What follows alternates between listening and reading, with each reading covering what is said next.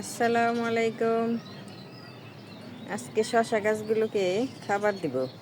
বোনার পরে আর দেওয়া হয়নি, একবারে মাটি রেডি করে আমি বিচি দিয়ে দিয়েছিলাম। এখন আমি খাবার তৈরি করেছি।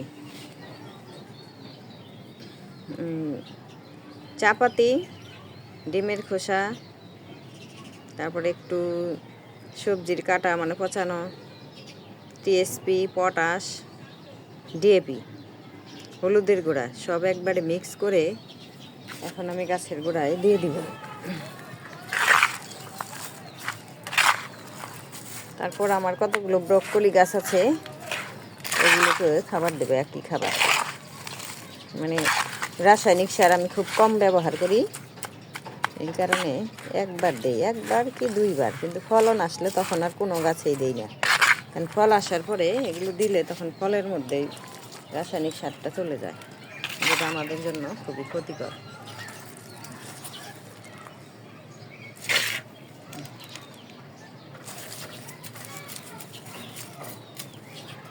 রোজার জন্য আমি বুনেছিলাম, কিন্তু বেশি বড় হয়নি, ভালো হলো না, সময় পাইনি। এই যে কয়টা হয়েছে এই কয়টাকেই যত্ন করি।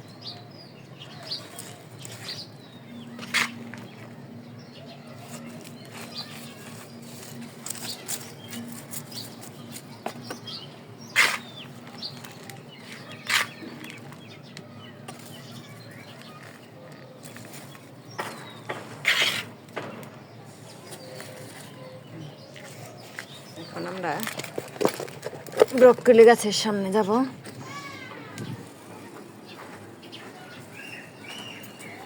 ব্রকলি গাছটি একটু ডিসেম্বরের শেষে, একদম শেষের দিকে লাগানো হয়েছিল, এই কারণে ব্রকলি ধরতে দেরি করবে।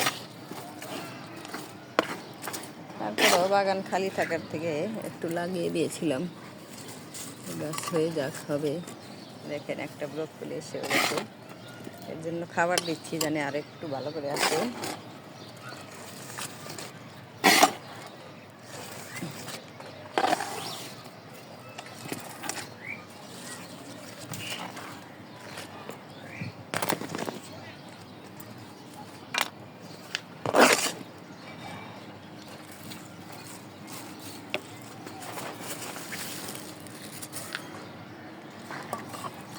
নিচের হলুদ পাতাগুলো ফেলে দিতে হয়, শক্তি খেয়ে ফেলে।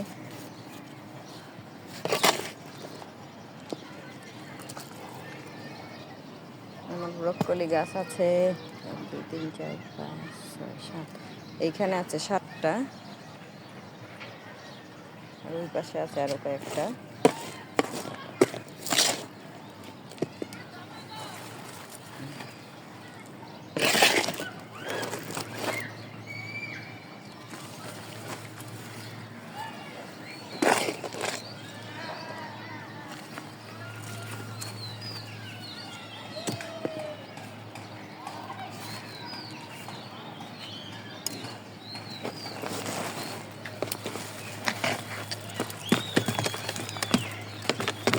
একদম ঢেলে দিয়ে দিলাম।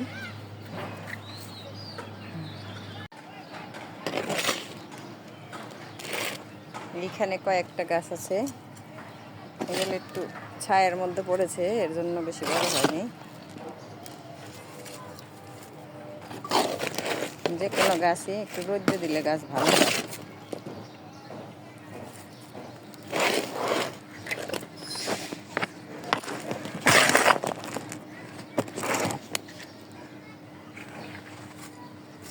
এখানে একটা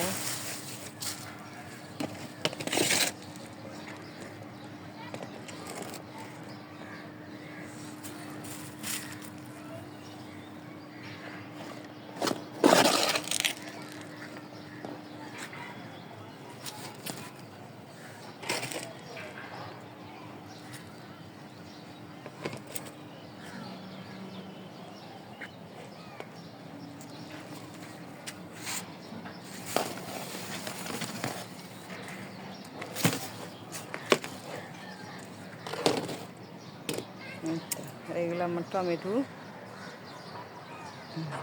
আজকের মতো এখানেই, আল্লাহ হাফেজ।